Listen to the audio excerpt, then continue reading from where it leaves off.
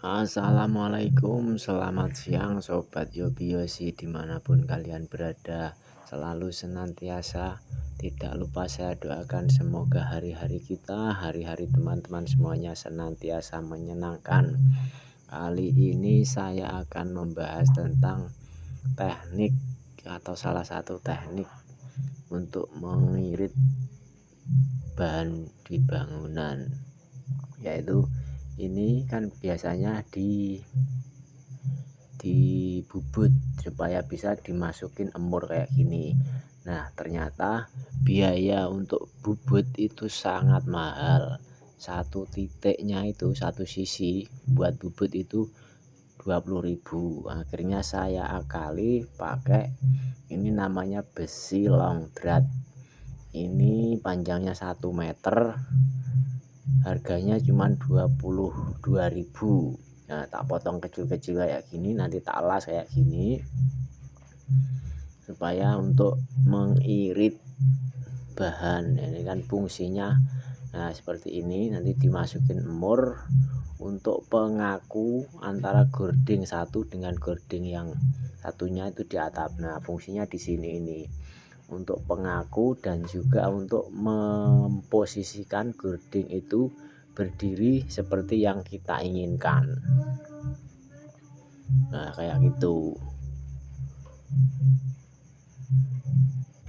Oke teman-teman, barangkali bisa ditiru atau bisa menjadikan inspirasi. Terima kasih yang sudah menyimak. Ini penampakan dari salah satu proyek saya yang di Ngawi. Barangkali ada pertanyaan atau apa, silahkan tulis di kolom komentar. Nah, seperti ini loh fungsinya teman-teman. Kalau mungkin yang di bangunan asli kayak tukang kayak saya biasanya mungkin sudah tahu. Mungkin teman-teman yang belum tahu ini tak tunjukkan aja sekalian daripada bertanya-tanya. Jadi fungsi besi yang saya rakit itu seperti ini. Ini untuk pengaku antara ini sama ini. Selain untuk pengaku juga untuk mengatur ini dalam posisi tidak miring gini atau gini. Jadi posisinya bisa kita tentukan dengan ini yang di bawah sama yang di atas ini. Kalau misalkan yang bawah kurang sana berarti ke sana, ke sini bisa diatur luar dalam. Dratnya ini luar dalam teman-teman ya. Ini untuk mengatur posisi apa besi gording ini, sekalian juga untuk pengaku. Tadi ada ini sela-sela ini dikasih saya itu supaya besinya itu kaku, rangkanya itu kaku, nggak bergeser ke kanan ke kiri. Oke, seperti itu saja dulu teman-teman. Simak terus video-video saya. Yang belum subscribe silahkan subscribe. Bila mungkin ada yang ingin diungkapkan silahkan tulis saja di kolom komentar. Sekian dan terima kasih. Wassalamualaikum warahmatullahi wabarakatuh. Dan ini saya tambahi sedikit informasi, hanya sekedar informasi aja, mudah-mudahan bisa memberi inspirasi atau motivasi buat teman-teman yang sekarang bekerja di bangunan, baik itu sudah jadi tukang ataupun masih jadi kenek atau kuli. Jadi ceritanya saya sekarang bisa jadi mandor, itu pun tidak serta-merta dalam artian saya beruntung, itu enggak.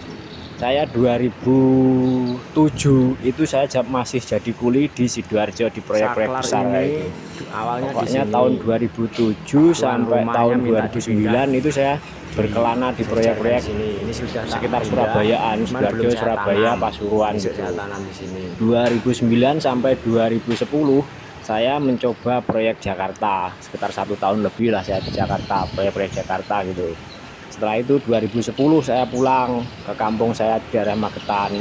Nah, mulai tahun 2010 itulah saya masih terus di proyek terus, ya jadi tukang ya, terus ada borongan kecil dan lain sebagainya. Pokoknya terus yang akhirnya orang-orang itu percaya sama saya, terus suka dengan hasil kerja saya.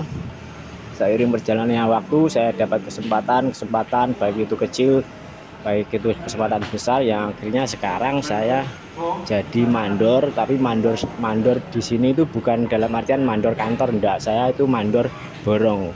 Jadi kalau ada orang nyuruh saya hitungkan, bisa borong jasa, bisa juga borong plus material. Jadi saya menjalani profesi atau pekerjaan ini itu benar-benar dari nol. Saya benar-benar dari kuli. Saya ingat benar pertama kali masuk proyek itu waktu pembangunan pabrik Cargill, penambahan di area pabrik situ. Pokoknya itu gaji saya itu masih 25.000. Dari situ saya terus gitu, terus akhirnya bisa jadi tukang, terus dari tukang proyek bisa jadi tukang rumahan. Terus saya beli alat sampai alat saya banyak. Akhirnya saya berani borong, baik itu borong jasa ataupun borong apa gitu. Jadi buat teman-teman yang sekarang masih jadi kuli ataupun sudah jadi tukang, jangan pernah berhenti untuk belajar. Teruslah belajar dan jangan malas belajar. Karena semua pekerjaan di bangunan itu sebenarnya pelajarannya itu langsung gitu. Jadi tidak didapat dari buku ataupun dari guru itu enggak. Gurunya ya pengalaman itu gitu. Kalau kita bisa mengolah informasi dari pengalaman, kita bisa simpulkan begini begitu gitu. Pokoknya intinya itu jangan malas belajar, jangan malas mencatat,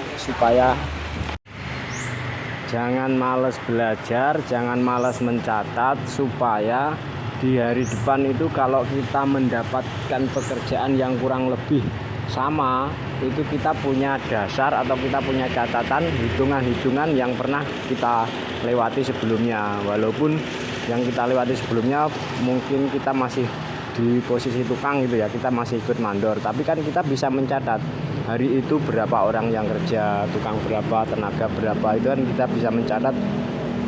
Terus gajinya mereka berapa kan kita bisa dengar, bisa tahu gitu. Jadi dari catatan-catatan itu nantinya kita itu bisa menyimpulkan, jadi ketemu gitu loh, borong jasa itu di angka berapa, kalau borong per meter persegi itu berapa. Itu selain mencatat dan belajar, jangan malu juga untuk bertanya kepada mandor ataupun apalah yang bisa kalian bisa kalian tanyai gitu loh. Jadi baik-baiklah kalian dengan semua orang, baik-baiklah kalian dengan siapa saja, supaya ya itu tadi bisa mencatat, bisa bertanya. Terus itu jangan males, pokoknya intinya itu jangan males untuk mencatat, untuk menganalisa, menghitung, itu jangan males. Kalau menemui kesulitan ya cari orang atau carilah orang yang kira-kira bisa menjawab pertanyaan-pertanyaanmu gitu. Oke, sementara seperti itu saja. Barangkali bisa dipahami ataupun mudah-mudahan bisa dipahami, mudah-mudahan bisa dimengerti. Bila kurang dimengerti ya tulis saja di kolom komen ya kawan-kawan. Selamat beraktivitas, sampai bertemu dengan video-video saya selanjutnya. Terima kasih.